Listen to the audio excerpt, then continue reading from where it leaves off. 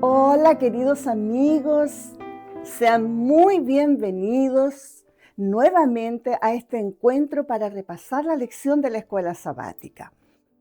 Esta semana tenemos una lección, Belén. Muy desafiante. Sí, es desafiante y es contracultural. Los Sí, conceptos que estuvimos estudiando parece que van contra la corriente de todo aquello que mm, nosotros pensamos, ¿verdad? sí, ya vamos a andar un poquito de eso, pero hoy en Sí. nuestra cultura no predica esto, No, entonces, nada, ni parecido. ni parecido. Cuéntame quién es nuestra invitada, Bueno, preséntala por nuestra favor. invitada es anciana de iglesia y es Ya, maestra de tu clase, la clase 7, 7. y es Ujú. nuestra amiga Yaneisis Lamott. Así que muy bienvenida Yaneisis, gracias por estar acá. Segunda vez, gracias por aceptar nuestra Gracias a invitación. ustedes por invitarme y para una lección tan interesante y desafiante Y como la que tenemos desafiante, hoy. Sí, muy ¿verdad? desafiante. ¿Entender? Oremos. Sí, oremos. Padre amado que estás en el cielo, Señor, te invitamos a este podcast, a esta grabación, para que nos puedas enseñar qué es el amor, Señor. Y cuál es el propósito del amor en nuestra congregación, en nuestra vida, en nuestra cultura, Señor, y poder administrar o ser buenos mayordomos de ese amor que tú nos das, Señor. Acompaña a Yaneisis, que es la persona que nos va a guiar en este repaso. Todo te lo Amén. pedimos en el nombre de Jesús. Amén. Amén. Bueno, estudiamos sobre el amor. Primera de Corintios 13, yo creo que es una oda al amor, Ujú. ¿verdad? Eh, Usa bastantes sustantivos, adjetivos que son bien concretos Sí. y que cuando nosotros los comparamos con lo que nosotros pensamos del amor, que automáticamente se nos viene como un pensamiento romántico, Ujú. no tiene absolutamente nada que Nada ver. que ver. Lo bueno de todo esto y lo que me impactó de la lección es que descubrí que el amor es una gracia que el Espíritu Santo nos concede y que Mm. lógicamente va mucho más allá, ¿no es cierto?, que un sentimiento, Sí. sino que es algo que tiene que traducirse en acciones, Mm. en sentimientos, en Y es pensamientos. algo que se puede pedir. Yo eso lo aprendí hace unos trimestres atrás. No sé si ustedes recuerdan un folleto que hablaba del amor de Dios. Ujú. Ahí yo aprendí que el Señor nos dota de amor a nosotros y nosotros podemos pedirle a Él que nos ayude a perfeccionar A ese amor. Sí. perfeccionar el amor, ¿verdad? Janice, mira, la lección nos habla nos menciona varias palabras que son de la misma familia, que tiene que ver con el original griego agape. Algunos Mm. dicen ágape, bueno, agape, ¿verdad? Todas son de la misma familia. La lección nos decía que solo en los escritos paulinos Pablo presenta 135 veces este concepto o palabras que derivan de este original. Sin embargo, eh, los otros escritores, el resto del Nuevo Testamento, tiene prácticamente la mitad. ¿Qué crees tú que pasa? ¿Cuál es el concepto que Pablo quiere pasarnos a nosotros al comparar? Si nosotros comparamos lo que Pablo nos dice con lo que nos dicen los otros escritores del Nuevo Testamento al respecto de esto. Yo creo que Pablo sentía o tenía un compromiso espiritual con Dios de Ujú. presentar a una iglesia que era una iglesia que pudiera llegar a ser sin manchas, como dice Jesús, ¿no? Claro. Él se sentía el padre espiritual de, en este caso, la iglesia de Corintios, y él quería presentarla como una iglesia sin manchas. Y Pablo entendió que el amor no es un don entre muchos. El amor es el centro de De todo. todo. Y si el amor no está, ninguna de las otras cosas que alcanzamos o podemos desear dentro del Ujú. ámbito espiritual tienen sentido. Por eso es que Pablo dedica en general todo el libro, porque hemos visto que Sí. ha introducido el tema del amor desde mucho antes, De pero hecho, ahora lo en abordamos este... pinceladamente en la lección anterior. Exacto. Pero ahora en este capítulo 13, él hace una explicación, yo diría, magnífica y es considerado uno de sus mejores escritos respecto al amor. Perfecto.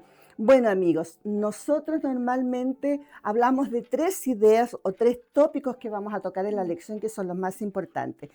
El primer tópico tiene que ver con que el amor no es una emoción, sino es una actitud, como ya dijimos, que tenemos que demostrarla en acciones, ¿verdad?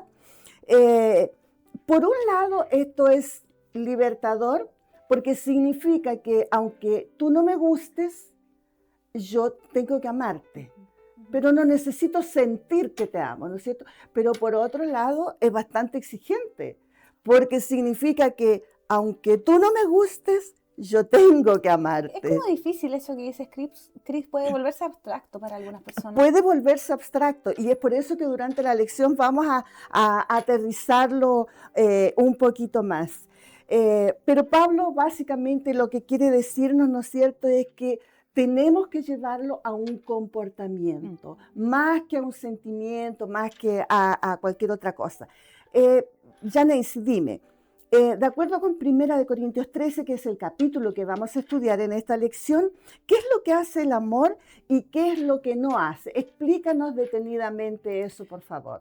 Bueno, Pablo utiliza 15 verbos para definir lo que es el amor. Ahora, no utiliza adjetivos, utiliza verbos, porque el verbo denota una acción, un estado o un proceso. Entonces, Pablo quiere hacernos entender que el amor está relacionado con aquellas cosas que yo hago. Exactamente. ¿Ya? Ahora, de estos 15 verbos que Pablo utiliza, hay específicamente 7 verbos que él usa para hablar de lo que el amor hace y 8 verbos para hablar de lo que el amor decide no hacer. ¿Ya? En la lección yo creo que está bastante bien explicado. Yo igual quiero sugerirles que si alguien quiere ahondar un poquito más en esto, puede leer el comentario bíblico adventista, que trae una explicación también muy buena respecto a cada uno de estos verbos. Yo quiero centrarme, al menos en mi parte, en algunos que a mí me parecieron bien desafiantes, y lo que voy a compartir está relacionado en gran medida con lo que dice el comentario bíblico adventista. Una de las características que Pablo da del amor es que es benigno.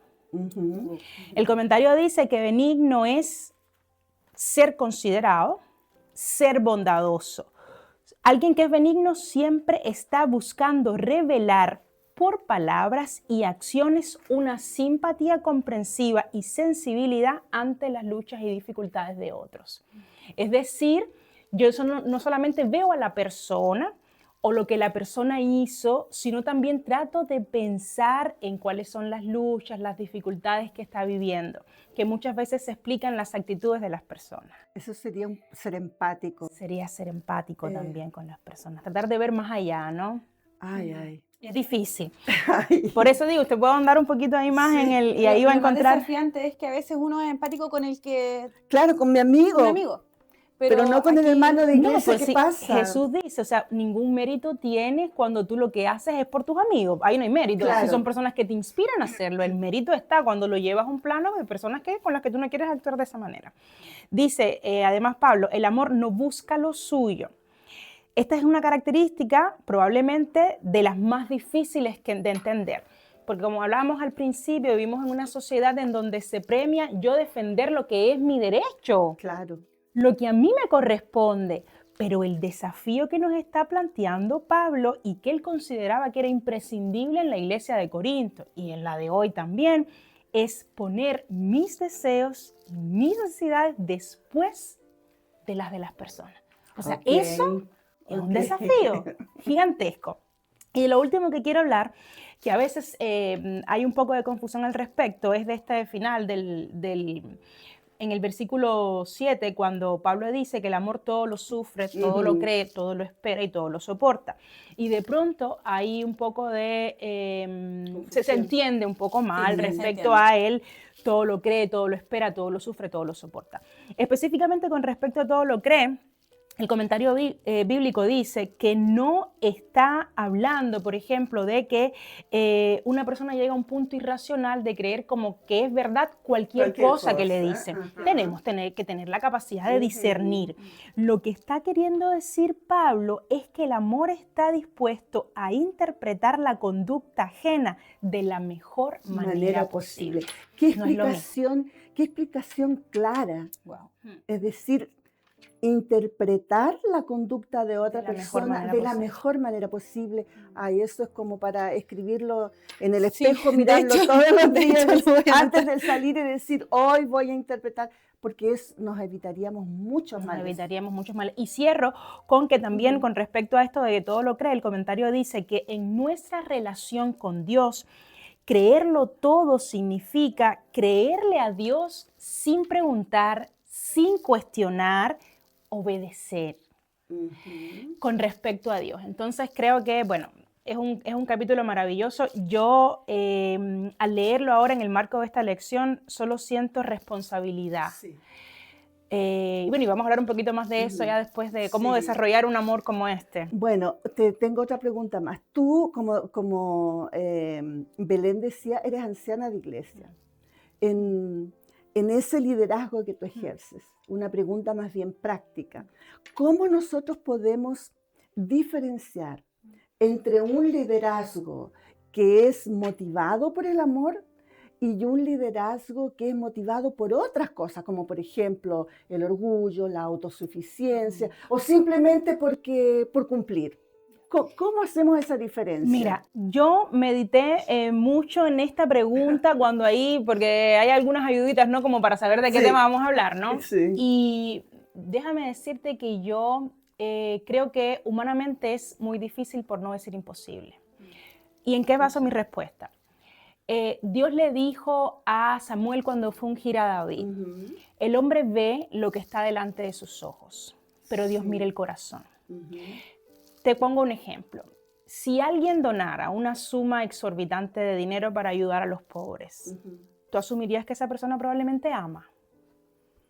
Si tú vieras a cuántas personas ayudó, Asumiría. probablemente. Claro, Ahora, lógico. lo que hay Yo detrás... tengo una diferencia ahí, Ya, pero pero bueno, lo que hay detrás de esa acción no siempre lo podemos medir. eso me pasa. No siempre podemos, porque no tenemos la capacidad como seres humanos de ver el corazón de los demás. Nosotros vemos la acción, pero no vemos la intención. No vemos la intención, Dios sí la ve. Entonces yo lo que creo es que no está en nuestra potestad juzgar los motivos de las personas, Así es. pero sí hablar de los nuestros. Ujú. Yo tengo que decirte que como líder de iglesia tengo que preguntarme, ¿lo que me está moviendo a hacer las cosas que hago siempre es el amor?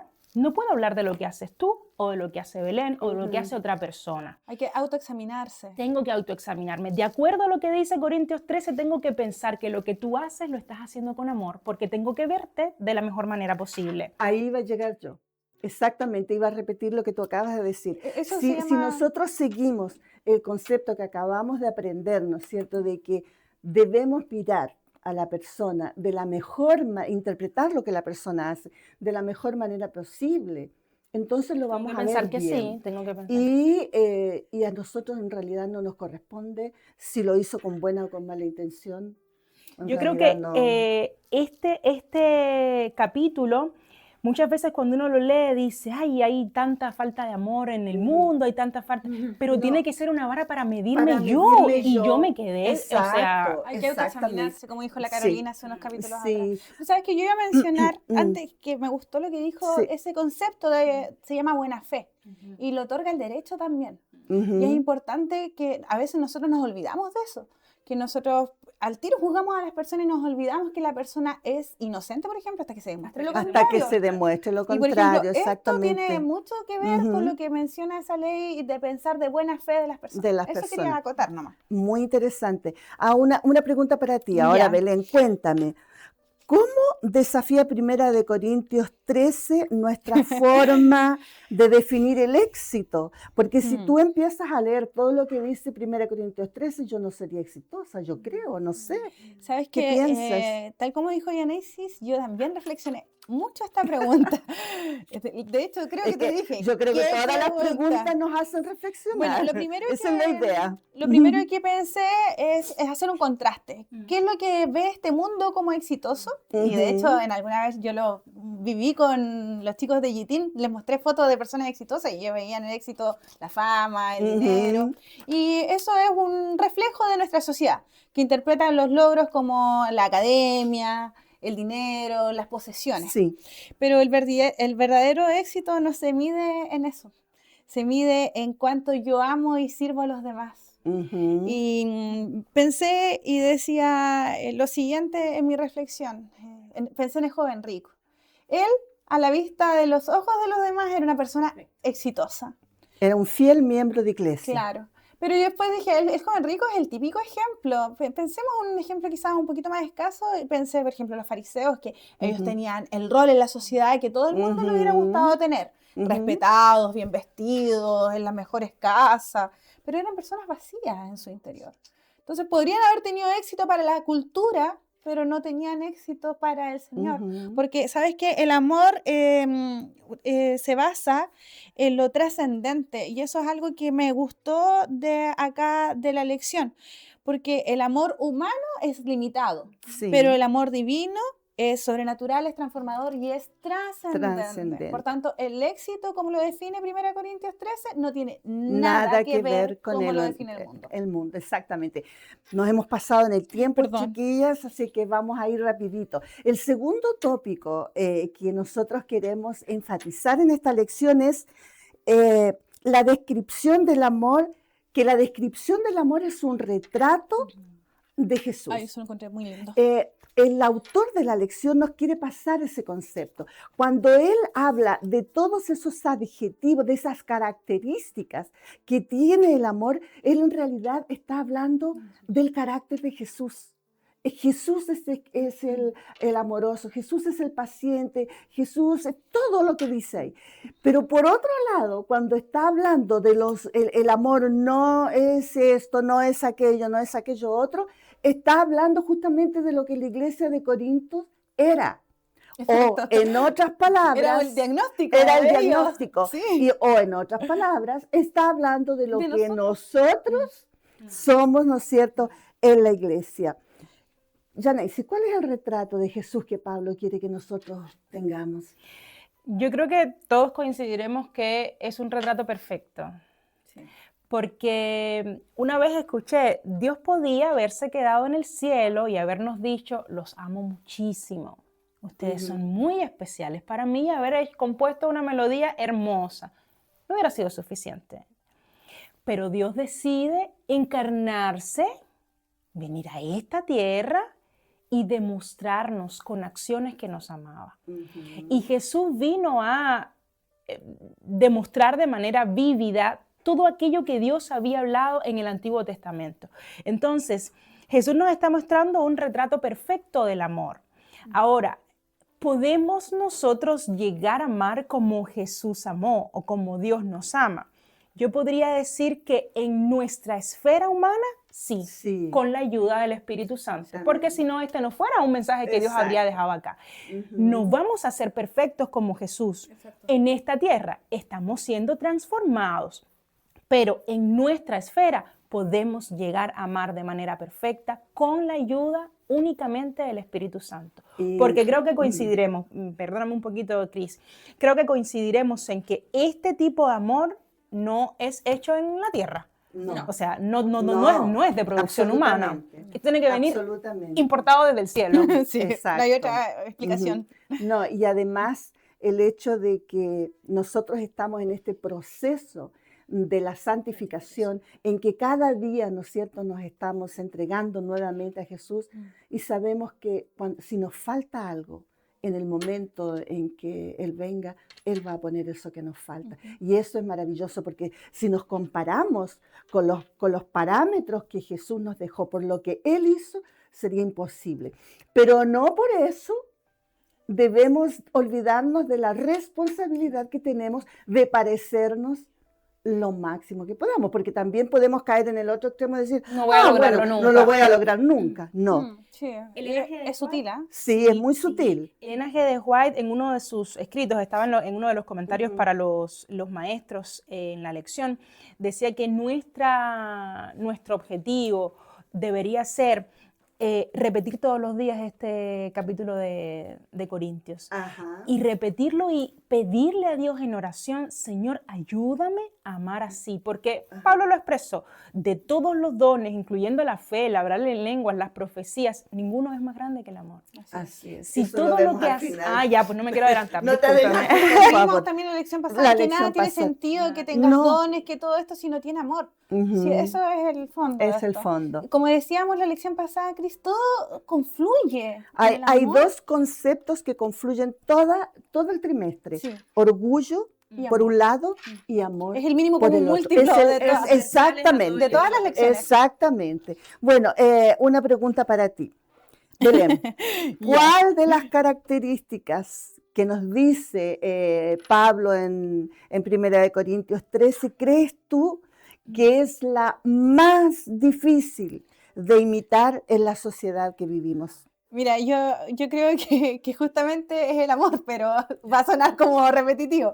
Pero, por ejemplo, tú pusiste aquí entre eso es la paciencia. Yo decía, justamente la paciencia es algo que cuesta mucho porque nosotros vivimos una cultura de lo inmediato, Sí, donde la paciencia choca al tiro con la ansiedad con la y ansiedad. choca al tiro con la cultura de la gratificación. Entonces, la paciencia es muy difícil, pero la paciencia proviene del amor. Y el amor proviene de lo que el Señor te puede dar y lo que tú le puedes pedir a Él. También, por ejemplo, hablabas del no guardar rencor. El no guardar rencor, yo creo que es muy desafiante. El tema del perdonar es ir en contra de todo lo que te dice la sociedad. La sociedad te dice, no, si alguien te hizo mal, ya, chao, corta todo. Pero en cambio, el amor te exige dar un paso activo de fe e ir donde la persona y decir, ¿me perdonas? Ujú. ¿Sí? Pero solo un paréntesis para aclarar un poco lo que tú dices. Es verdad, la sociedad como sociedad te dice eso, pero ¿por qué? Si te ofendió, no tendrías por qué perdonarlo, déjalo que se vaya por su lado, qué sé yo. Sí, y te Sin tragas tu rencor toda la embargo, vida. sin embargo, la psicología, los estudios de comportamiento humano, que no tienen nada que ver con la parte religiosa, dicen que es fundamental el perdón. Sí, sabes que Que eso... para tú regular tus emociones, para autorregularte y para que tú puedas crecer como persona, como ser humano, es imprescindible el perdón. Es soltar. Entonces, pero sabes que yo incluso en ramas de la psicología he visto división con respecto a eso, Sí. lamentablemente. Pero yo creo que la sociedad hoy día predica en tema de la permanencia del conflicto. No, si tu familiar te hace esto, olvídalo, nunca más va a esto, nunca. Y como que te hace sentir el dolor así como de lleno. Bueno, Va muy en contra. si no fuera así, no tendríamos guerra en este momento. Claro. Que tenemos tantas. Entonces, finalmente, yo creo que esas características son muy difíciles, pero no son imposibles de dejar. Uno puede dejarlas. Claro. Puede pedirle al Señor, Señor, sabes que yo no siento la necesidad de perdonar, pero lo voy a hacer porque tú me lo pides. Claro, o sea, voy a decidir. Voy a decidir. Y el Señor, porque ahí comienza, tienes que decidir perdonar. Y el Señor va a ir transformando, va a ir sacando como una cebolla todas las capas de rencor y al final vas a quedar bien. Una vez un pastor me dijo, bueno, pídele a Dios que te ponga el querer como el hacer. Y claro, el sentir también. y es así, y es que te ponga exactamente. A sentir. Así como si tú no sientes que puedes perdonar, bueno, pídele al Señor, dame ese sentir. Ajá. Pero el sentir no es una emoción, o sea, el perdón no es una emoción. No, absolutamente. Es una decisión consciente que tomamos. No lo siento, pero lo voy a hacer. Y se basa en el amor. Claro. Bueno, vamos al tercer tópico y ya estamos terminando. ¡Ay, qué rápido! El amor es lo único que permanece para siempre. Ya Neisy, Pablo concluye, ¿no es cierto?, que la fe, la esperanza y el amor permanecerán. Pero él dice, pero de los tres, el amor... El amor es el... ¿Por qué? ¿Qué es lo que Pablo está queriéndonos decir? El día que Jesús regrese, no va a hacer falta más la fe. Porque la fe es la certeza de lo que se tiene, la convicción de lo que no se ve. Pero ese día que Jesús regrese, su fe va a ser premiada por haber esperado en aquel que todo lo prometió. Exacto. No va a hacer falta más la fe. No van a hacer falta las profecías, porque ya todo lo que se profetizó va a haber acontecido. Claro. ¿Qué es lo que vamos a tener por toda la eternidad? ¿Qué es lo que nos va a unir a Dios por toda la eternidad? El amor. El amor. El amor maravilloso que Dios sintió por nosotros, que éramos la mancha en su impoluto universo. Y ese amor lo trajo a dejarlo todo por salvar a la tierra que somos nada. Ese amor dice que va a ser nuestra lectura, nuestro estudio por toda la eternidad, el amor que Él sintió por nosotros. Y el amor de vuelta, que obviamente no se corresponde, ¿no?, al amor de Dios por nosotros, pero que sentimos en agradecimiento a Él por todo lo que ha hecho y por habernos amado primero. Eso va a durar por toda la eternidad. ¿Y la esperanza? Tampoco. Ya va a haber cumplida, vamos a ver vista cumplida nuestra esperanza el día que Jesús regrese por nosotros. Hay una fábula muy bonita que habla sobre la esperanza, los sentimientos como estrellitas, y dice que hay algunas que se vinieron todas a la tierra, o sea, hubo un momento en que todas las estrellas se vinieron a la tierra, y la única que se quedó en el cielo fue la esperanza, o sea, la única que se vino, la más grande, la que más brilló, fue la esperanza, porque la esperanza no tiene lugar en el cielo. Es eso. ¡Oh, qué lindo! Es una fábula muy linda sobre los sentimientos. Bueno, Janacy, otra pregunta. Si yo comparo 1 Corintios 13:12, donde dice que el conocimiento de un conocimiento parcial nos va llevando, ¿no es cierto?, a un conocimiento pleno. Pero si lo comparo con otro texto del capítulo 8 que dice que el conocimiento envanece, pero el amor edifica, ¿por qué el conocimiento es descrito aquí de dos maneras diferentes? El conocimiento, yo creo que es una de las cosas que debemos perseguir, en el sentido de que necesitamos conocer a Dios. Ahora, ese conocimiento sin amor no tiene sentido. Pablo inicia, hace 2 lecciones atrás, estudiamos que Pablo les dice a los corintios: ustedes saben mucho, pero lo que saben no les sirve de nada. Porque sin amor, ese conocimiento no tiene cabida para edificar a otros, y lo que estamos buscando es la edificación del cuerpo de Cristo y de nosotros mismos como cristianos. Entonces, al final Pablo está concluyendo que el amor tiene que ser el hilo que permee todo, que una todo, que le dé sentido a todo. Si no está el amor, nada de lo que alcancemos tiene sentido alguno. Gracias. Y Belén, la última pregunta para ti antes que se nos escape el tiempo.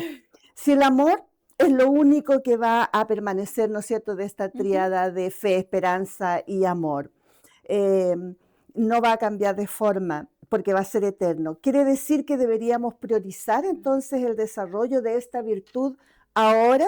Yo creo que Janacy ya lo respondió, pero yo solamente decir de que priorizar la fe o la esperanza, o sea, priorizar el amor no echa por tierra las otras dos. O sea, se puede tener las tres, ¿ya? Y yo creo que el amor es la base para poder tener las otras dos, porque por amor yo también acepto el sacrificio de Cristo, por amor yo también confío en sus promesas. Entonces, finalmente, el amor es donde converge todo. Sí. Y es una respuesta súper corta, pero yo creo que todo se ve finalmente en el amor y en el servicio cristiano, porque cuando yo amo voy a tener todo lo demás, como dijo Janacy. Sí. El viernes había un párrafo muy, muy bonito que decía: por muy noble que sea lo profesado por aquel cuyo corazón no está lleno del amor de Dios, a Dios y a sus semejantes, no es verdadero discípulo de Cristo. Ay, qué pena. Qué tristeza. Mira, aunque posea gran fe y tenga poder aún para obrar milagros, sin amor, su fe será inútil. Podrá desplegar gran liberalidad, como tú decías, dar un tremendo aporte a la iglesia, pero sin amor, nada vale. ¿Cómo podríamos cerrar la lección? ¿Cuál es la frase con la que te gustaría cerrar? A mí me gustaría cerrar con que cuando leamos 1 Corintios 13, no pensamos en lo que le falta al mundo ni al otro. Sí. Pensemos en lo que me falta a mí. Y leamos 1 Corintios 13 a la luz de lo que nosotros somos y de lo que Dios quiere que nosotros seamos. Porque si yo soy mejor, la iglesia va a ser mejor. Amén. Muchas gracias, Janacy. Belén, ¿alguna cosa que quieras agregar? No, solamente agradecerte, Janacy, estuvo muy clarificador todo lo que dijiste. Quizá en tener en consideración de que el amor fue la receta que necesitaba la iglesia de Corintio para mejorar todos sus problemas. Y como nosotros hoy día también tenemos problemas, el amor es la receta perfecta para el fármaco. El fármaco. El fármaco ideal. Claro, la receta te la da Dios y el fármaco lo necesitamos, el amor. El amor, ¿no es cierto? Queridos hermanos, estamos llegando, queridos amigos también, porque sabemos que hay muchos amigos que nos asisten. Muchísimas gracias por estar ahí. Estamos terminando esta lección maravillosa y no se olvide, el amor todo lo puede. Amén. El amor es algo que Jesús coloca en su corazón. Y cada vez que usted vaya a la Biblia y lea 1 Corintios 13, recuerde que ese amor es el amor que Jesús tiene para usted y que es el mismo amor que Jesús pide que usted tenga por su cónyuge, por sus hijos, por sus amigos, por sus colegas de trabajo y por sus hermanos de iglesia. Que el Señor los bendiga. Nos vemos la próxima semana. Chao. Los amamos en Cristo.